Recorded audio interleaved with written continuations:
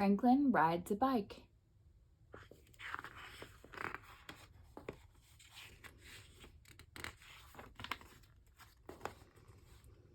Franklin Rides a Bike by Paulette, Bourgeois.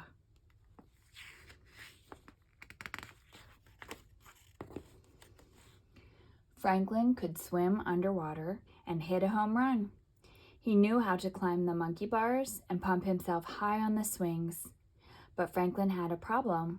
He couldn't ride his bicycle without training wheels.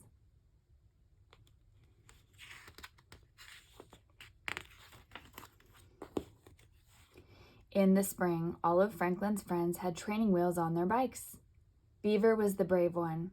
She took her extra wheels off first. She practiced and practiced. Then she went to the park to show off. "Look at me," she shouted. "I can ride my bike all by myself." Franklin watched Beaver ride around in circles.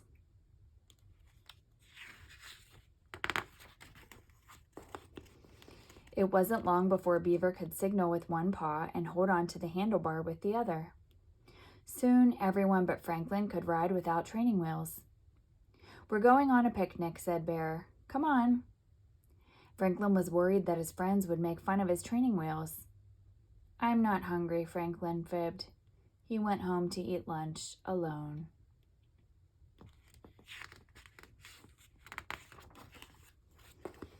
Afterwards, Franklin asked his mother to help take the training wheels off his bike. He wanted to ride all by himself.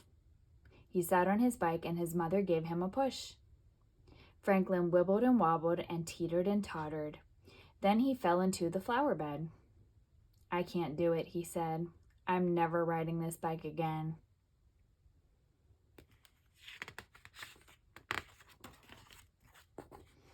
For the rest of the week, Franklin felt left out. He watched as his friends rode off without him. They were becoming great explorers on their bikes.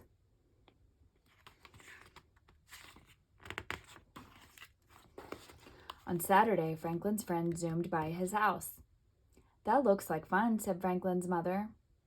"I can't ride without my training wheels," groaned Franklin. "Did you give it your best effort?" asked his mother. "Well," said Franklin, "maybe I could try one more time."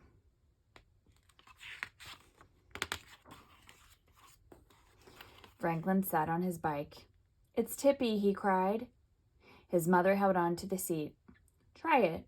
I won't let go until you tell me to." Franklin pedaled while his mother guided the bicycle from behind. He felt unsteady and very unsure. "I'm going to fall," he said, and he stopped pedaling.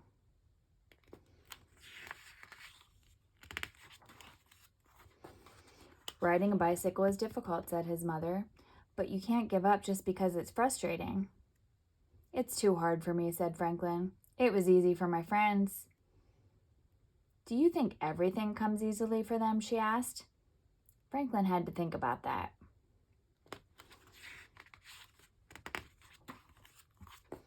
Franklin went to the park. He saw Beaver struggling to swing on the monkey bars. Each time she got to the third rung, she fell into the sand below. "No, Beaver," said Bear. "Do it like this. It's easy." "Easy for you," said Beaver. She tried one more time and fell again. "Maybe tomorrow," Beaver grumbled.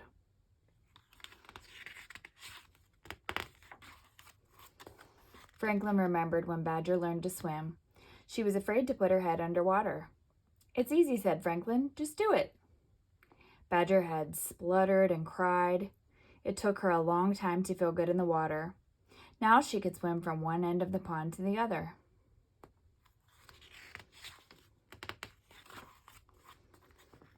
Franklin thought about the first time Fox played baseball.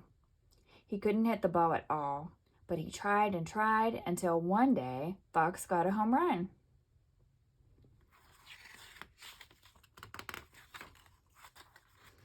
Just then, Porcupine came by. She moved very slowly. She pointed to the pads on her knees, wrists, and elbows. "They make me feel funny," she said, "but they keep me safe." "That's it," cried Franklin. He hurried home.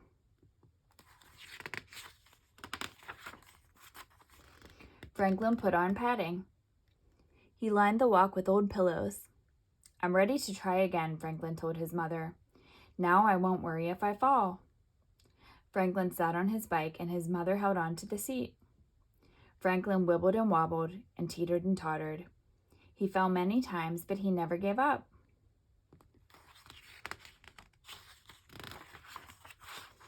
Then it happened. Franklin told his mother to let go. He didn't veer into the bushes, and he didn't crash. Way to go, cheered his mother. Franklin was thrilled. Finally, he was riding his bike all by himself. I can do it, he shouted. Franklin rode to the park to show his friends.